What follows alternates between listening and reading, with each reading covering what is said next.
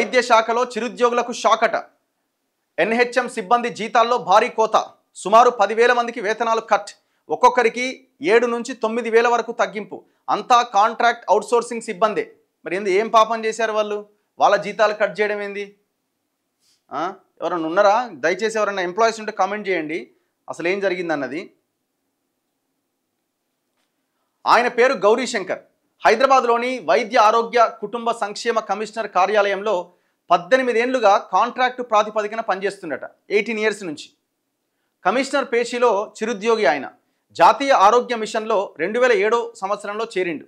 మొన్నటిదాకా ఆయనకు నెలకు 22,000 జీతం వచ్చింది. ఉన్నట్టుండి ఆయన జీతంలో 7,000 కోత పెట్టిరట.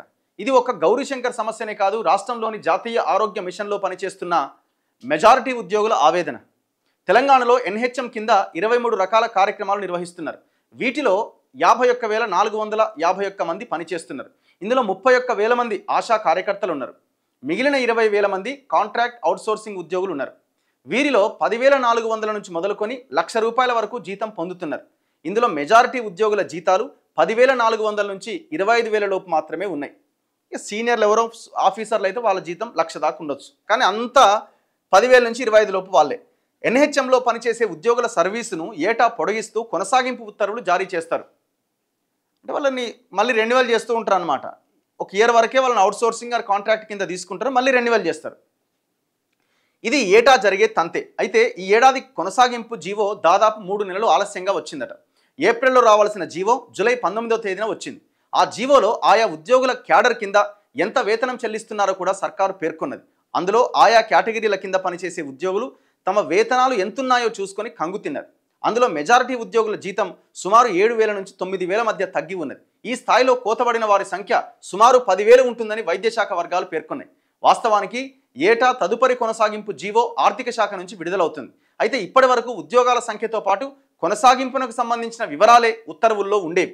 తొలిసారిగా ఎన్హెచ్ఎం కింద పనిచేసే అన్ని కేటగిరీలకు సంబంధించిన ఉద్యోగులు, వారి హోదా, ఏ కార్యక్రమం కింద పనిచేస్తున్నారు, వారికి ఎంత వేతనం చెల్లించబోతున్నారు అన్న వివరాలన్నీ ఆ జీవోలో పేర్కొన్నారు.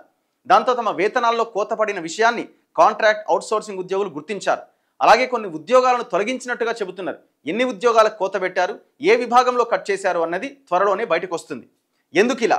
ఎన్హెచ్ఎం పరిధిలో కాంట్రాక్ట్ అవుట్సోర్సింగ్ ఉద్యోగుల, రాష్ట్ర ప్రభుత్వ పరిధిలోని కాంట్రాక్ట్ అవుట్సోర్సింగ్ ఉద్యోగుల వేతనాల మధ్య కొంత తేడా ఉన్నదట. ఎన్హెచ్ఎం ఉద్యోగులకు ఏటా 5% పెంపు ఉంటుందట. రాష్ట్ర ప్రభుత్వ ఉద్యోగులకు పీఆర్సీ ఇస్తే అందుకు తగ్గట్టుగా రాష్ట్రంలోని కాంట్రాక్ట్ అవుట్సోర్సింగ్ సిబ్బంది వేతనాల్లో కూడా పెంపు ఉంటుందట. అయితే రాష్ట్ర ఉద్యోగులతో పోలిస్తే ఎన్హెచ్ఎం వారి వేతనాలు ఎక్కువగా ఉన్నాయట. అయితే ఈసారి ప్రభుత్వ శాఖల్లో పనిచేసే కాంట్రాక్ట్ అవుట్సోర్సింగ్ ఉద్యోగులకు వర్తించే జీవోనే ఎన్హెచ్ఎం ఉద్యోగులకు వర్తింపజేసేలా తాజా ఉత్తర్వులను విడుదల చేశారు. రాష్ట్ర సర్కారీ ఒప్పంద ఉద్యోగుల మాదిరిగానే వీరు కూడా ఆ జాబితాలో చేరిపోయారు. దీంతో ఒక్కసారిగా వారి వేతనాల్లో కోతపడ్డదట. అన్యాయం కదండి ఇది.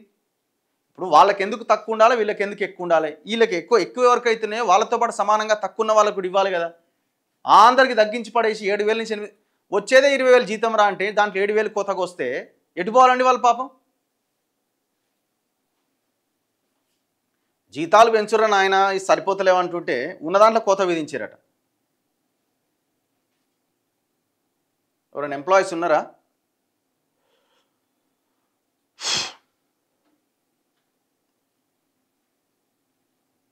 రఘు అన్న, ఈ సమస్య కేవలం వైద్య శాఖలో మాత్రమే లేదు, అన్ని రంగాల్లో ఉందట. ఓకే.